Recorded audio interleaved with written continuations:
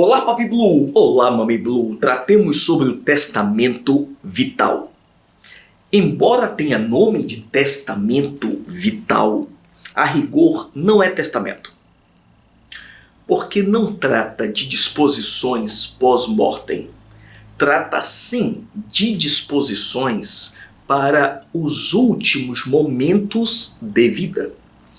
É um documento onde alguém declara como quer ser tratado nos seus últimos momentos de vida quando não tiver mais faculdades mentais, quando estiver impedido, impossibilitado de livre gozo das funções mentais, ou seja, quando já não tiver condição de discernimento, de como quer ser tratado, quais tratamentos quer que sejam ministrados, quais não quer que sejam ministrados, se quer ou não ter algum prolongamento artificial de vida, se quer ou não se submeter a algo que lhe traga ainda mais riscos ou alguma ou não esperança de sobrevida ainda que em estado vegetativo.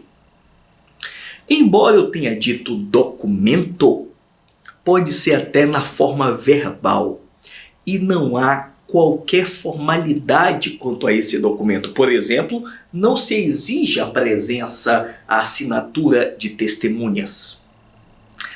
Ele é regulado não pelo Código Civil, mas por resolução do Conselho Federal de Medicina. Tá aí. É inclusive um documento bem curto. O limite quanto ao cumprimento é dado pelo Código de Ética Médica. Então a última palavra, na verdade, sobre se haverá ou não cumprimento é o médico e no limite do Código de Ética Médica, das regras éticas médicas. Mas nesse limite se deve cumprir aquilo que está ali.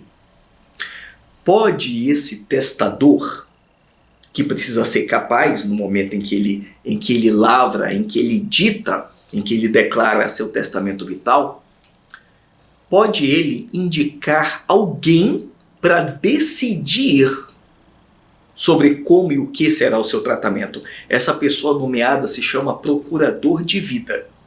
Pode ser uma ou mais pessoas. O ideal é que nunca seja em número par, porque se houver votação, pelo menos não vai dar empate. Ele pode dizer quem tem ali, por exemplo, a última vontade dentre os procuradores para decidir sobre o que fazer nos últimos momentos de vida dele. A vantagem de um testamento vital é que ele livra da angústia, do peso dos familiares decidir algo sobre o último tratamento dessa pessoa, já que foi ele mesmo, o testador, que decidiu.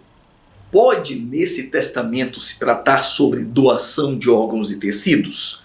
Olha, se for para retirada em vida, ainda que o corpo esteja inconsciente, pode. Mas como o limite é o momento da morte, não pode tratar sobre doação pós-mortem, porque aí já tem a lei específica, que é a lei de doação de órgãos e tecidos, está aí.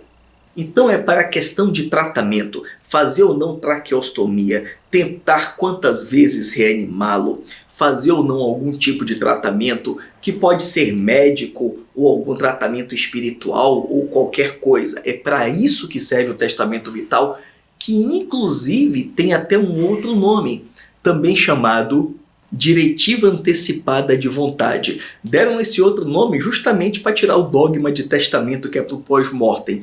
Por isso, como é para os últimos momentos de vida, então também é chamado diretiva antecipada de vontade.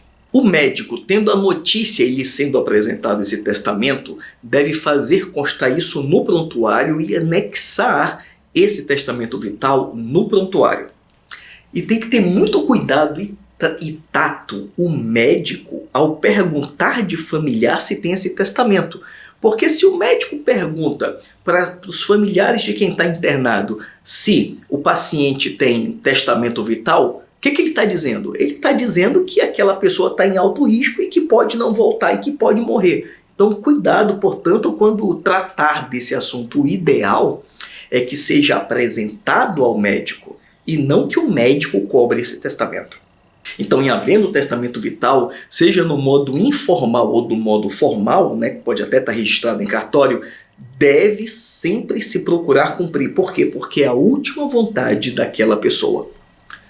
Agora que tratamos sobre os tipos de testamento, sigamos agora na matéria, tratando agora sobre o conteúdo do testamento.